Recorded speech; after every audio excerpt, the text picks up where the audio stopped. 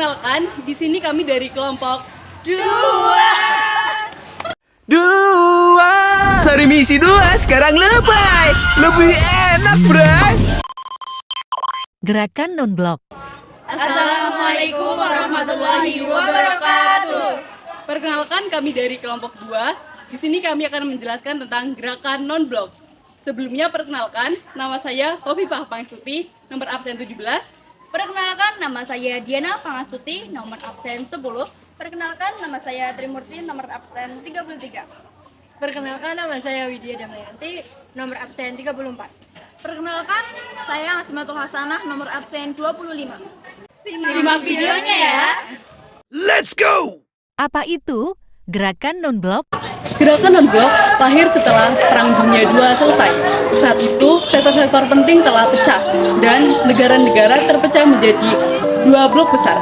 2 blok besar tersebut diketuai oleh 2 negara pemenang Perang Dunia Kedua, yaitu Amerika Serikat dan Uni Soviet. Kedua negara tersebut berambisi untuk melebarkan pengaruhnya ke negara-negara lain.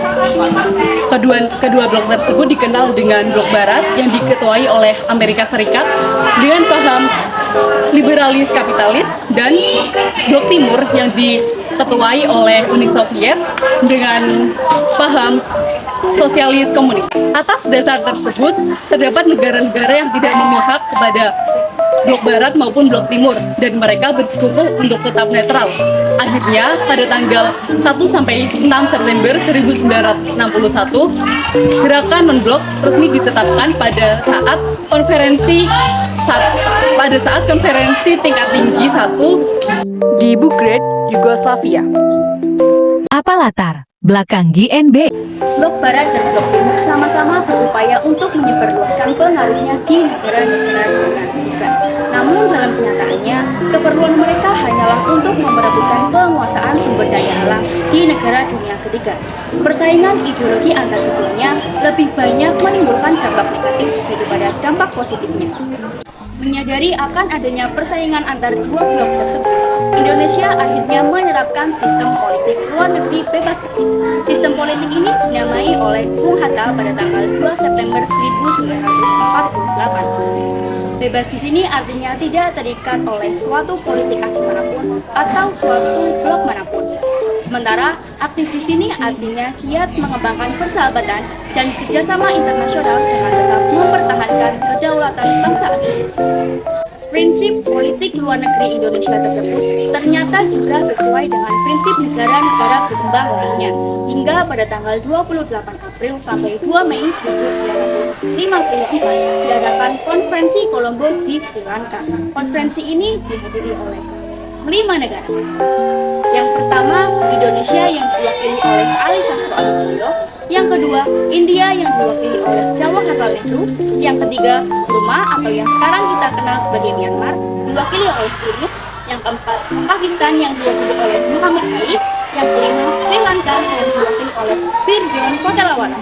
Setelah diselenggarakannya konferensi ini, Ali Sastro Amijoyo menyarankan untuk mengadakan konferensi yang lebih besar lagi. Pada tanggal 18 sampai 24 April 1955 diadakan konferensi Asia Afrika. Nah, konferensi ini nih yang jadi cikal bakal lahirnya gerakan non-blok.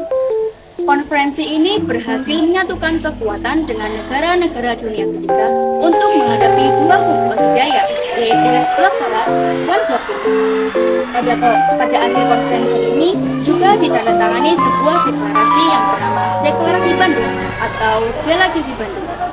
Isi Deklarasi Bandung yaitu sebagai berikut.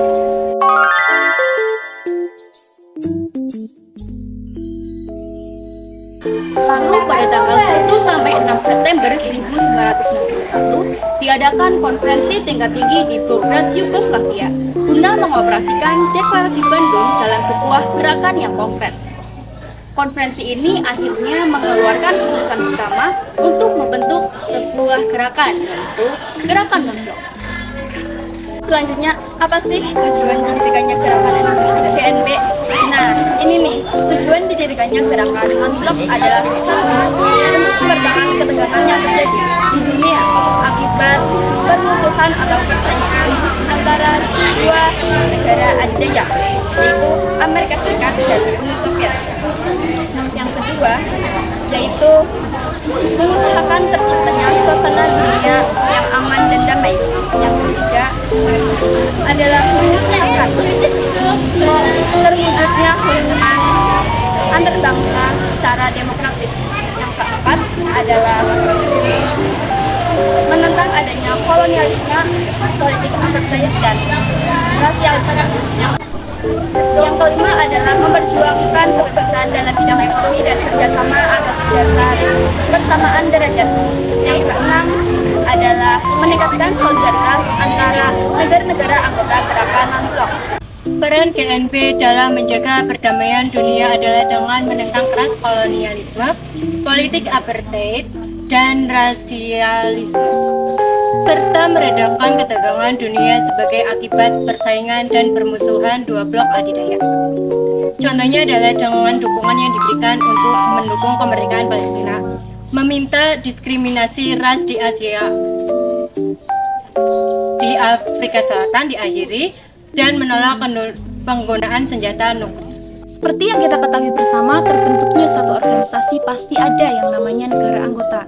Nah, kira-kira siapa aja nih negara yang bergabung di dalam GNB? Pada awal berdirinya GNB hanya terdiri dari 25 negara saja.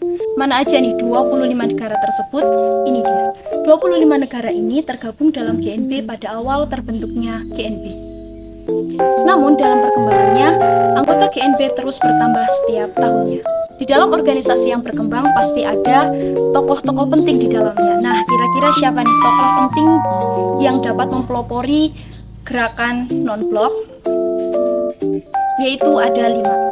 1. Presiden Yugoslavia, Josip Broz Tito.